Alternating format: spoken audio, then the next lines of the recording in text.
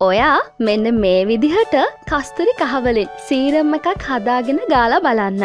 ලස්සන කහපාට සමක් වගේම පැහැපත් සමක් ලබා ගන්නත් වඩා පුළුවන් වෙනවා. සුදු වෙන්න කැමති අය අතරේ ලස්සන කහපාට සමකට කැමති අයත් ඉන්නවා කියලා මම දන්නවා.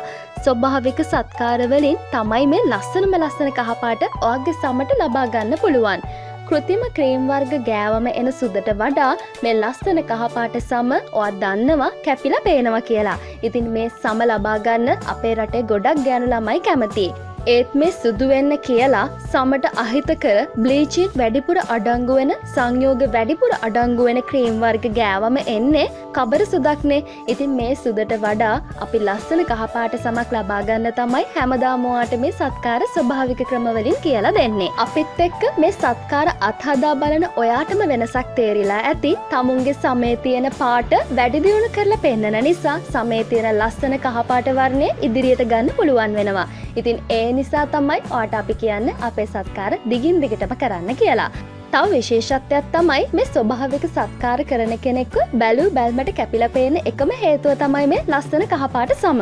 ඉතින් මම අද ඔයාලට කියලා දෙන්න හදන්නේ කස්තුරි කහවලින් හදාගන්න පුළුවන් සීරම් එකක් ගැන. මේ සීරම් එක සමට පෝෂණය සපයනවා වගේම සමේ තියෙන ලප කැලැල් නැති කරලා ඔයාගේ සමට ලස්සන කහපාටක් ලබා දෙනවා. ගොඩක් අය දන්නේ නැහැ මොකක්ද මේ සීරම් එකක් කියන්නේ කියලා. මම ඔයාලට කියලා දෙන්නම්. සීරම් එකක් කියන්නේ සමට ආරක්ෂාකාරී විදිහට පෝෂණය සපයන සැහැල්ලු ආලේපනයක්. මේ සීරම් එකේ විශේෂත්වය තමයි අපි මේක ඉතාමත් පොඩි ප්‍රමාණයක් තමයි ආලේප කරන්න ඕනේ.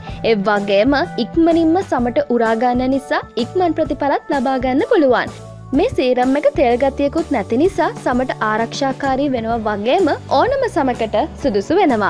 ඉතින් සීරම් එකක් කියන්නේ අන්නේ නිසායි අපි කඩෙන් ගන්නකොට සීරම් එකකට ගොඩක් ලොකු වියදමක් යන නිසා ඔයාලට ස්වභාවික විදිහට සීරම් එකක් හරිම ලේසි විදිහට හදාගන්න අද මම කියලා දෙනවා. දැන් අපි බලමු කොහොමද මේ ස්වභාවික සීරම් එක හදාගන්න අවශ්‍ය කරන්නේ මොනවද කියලා.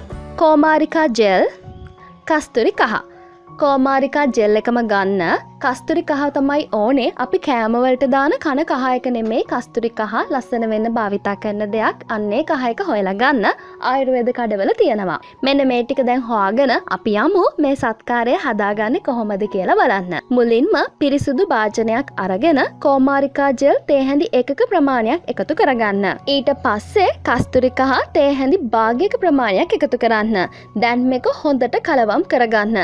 මේ කස්තුරි කහවල උනත් පොඩි දැවිලි ගතියක් තියෙන නිසා ඔයාට ඕනේ නම් ඔයාට අවශ්‍ය නම් පුළුවන් මේක භාගයක් නැතුව තේ හැඳි කාලක විතර ප්‍රමාණයක් එකතු කරන්න. ඒක ප්‍රශ්නයක් නැහැ. දැන් මේක හොඳට මේ වගේ කලවම් කරගන්න. හොඳට ක්‍රීමි ගතියක් එන්න ඕනේ. කස්තුරි කහවලින් සමට හොඳ ලස්සන කහපාටක් වගේම සමේ තියෙන කුණු දූවිලි ආසාදන තත්ත්ව සුව කරනවා. මේ නිසාම කස්තුරි කහ සමේ තියෙන රෝග ගණනාවකටම ඔයාට උදව්වක් වශයෙන් යොදා ගන්න පුළුවන්. කුරුලෑ ආසාදන කුරුලෑ ඇතිවීම සමනය කරන්නත් මෙන්න මේ සත්කාරයෙන් පුළුවන්.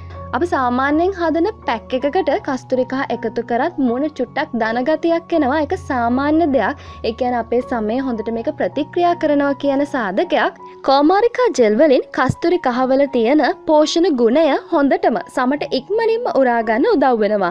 ඒ වගේම සමට ලස්සන කහපාටකුත් ලබා දෙනවා. සම හොඳින් පෝෂණය කරන්න මෙන්න මේ කස්තුරි කහත් සමග කෝමාරිකා ජෙල් එකතු නම් පුළුවන් වෙනවා.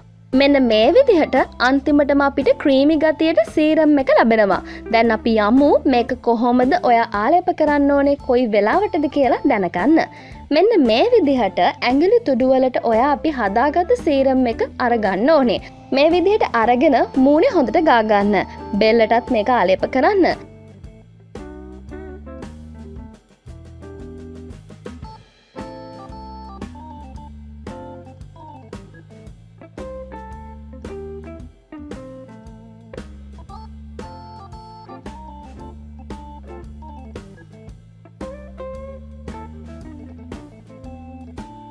අනිවාර්යෙන්ම අපි මූණට කරන සත්කාර බෙල්ලටත් කරන්න ඕනේ. එතකොට වෙනසක් පේන්නේ නැහැ. මූණ වගේම බෙල්ලත් එක වගේම ලස්සන පාටක් කරගන්න පුළුවන් වෙනවා. ඉතින් මෙන්න මේ වගේ හොඳට ගාලා විනාඩි 10ක ප්‍රමාණයක් මේක තියන්න ඕනේ.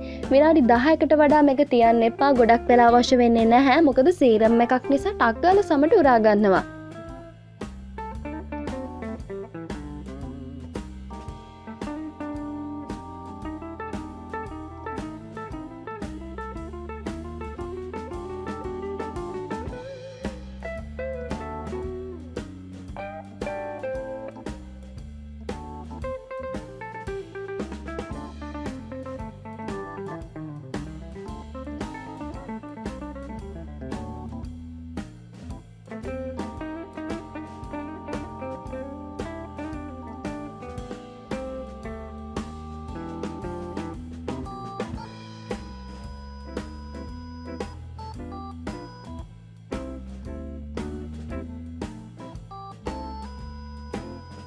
විනාඩි 10ක් හොඳටම ඇති. විනාඩි 10න් පස්සේ මේක සාමාන්‍ය ඇල් වතුරෙන් සෝදලා ඉවත් කරන්න.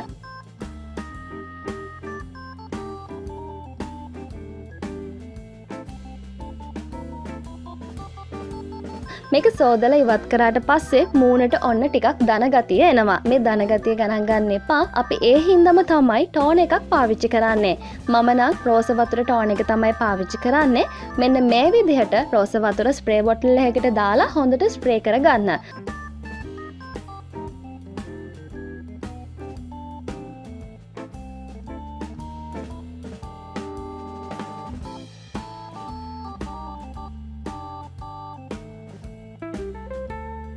මේක පිහදන්න යන්න එපා. මේ ටෝන් එක හොඳට සමට උරා ගන්න වේලෙන්න දෙන්න. ඉතින් මේක ඔයා කරන්න ඕනේ හරියටම සතියට දවස් 2යි. මාස එක කාලයක් කරලා බලන්න ලස්සන කහපාට සමක් වලට ලබා ගන්න පුළුවන්.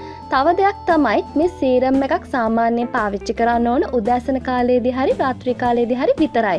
දවල් කාලයේදී සවස් කාලයේදී මේ පාවිච්චි කරන්න එපා. ඔයාට පහසු විදිහකට උදේට නැත්තම් රැට මේක දවසට එකපාරක් සතියට දවස් 2 බැගින් මාස එක කාලයක් කරලා බලන්න.